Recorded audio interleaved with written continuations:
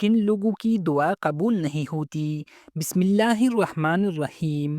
کیا آپ دعا کرتے ہیں مگر قبولیت نظر نہیں آتی؟ کیا آنکھوں میں آنسو ہے لیکن دروازہ نہیں کھلتا؟ آئیے نبی کریم صلی اللہ علیہ وآلہ وسلم کی احادیث سے وہ وجوہات جانتے ہیں جن کی وجہ سے دعا قبول نہیں ہوتی۔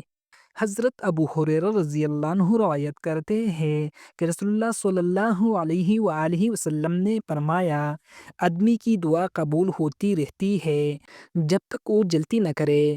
پوچھا گیا، جلتی کیا ہے؟ فرمایا، وہ کہے میں نے دعا کی مگر قبول نہیں ہوئی۔ صحیح بخاری حدیث نمبر 6340، صحیح مسلم حدیث نمبر 2735۔ بے صبری دعا کی سب سے بڑی رکاوٹ ہے۔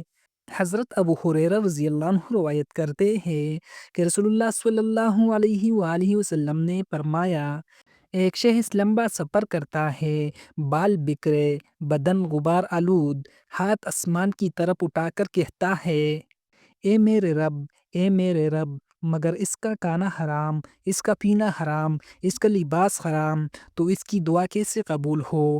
حرام کمائی دعا کو رک دیتی ہے۔ قرآن پاک میں ارشاد باری تعالیٰ ہے، ترجمہ، تم مجھ سے دعا کرو میں قبول کروں گا، بے شک جو میری عبادت سے تکبر کرتے ہیں وہ ذلیل ہو کر جہنم میں داخل ہوں گے۔ سورۃ غافر آیات نمبر 60۔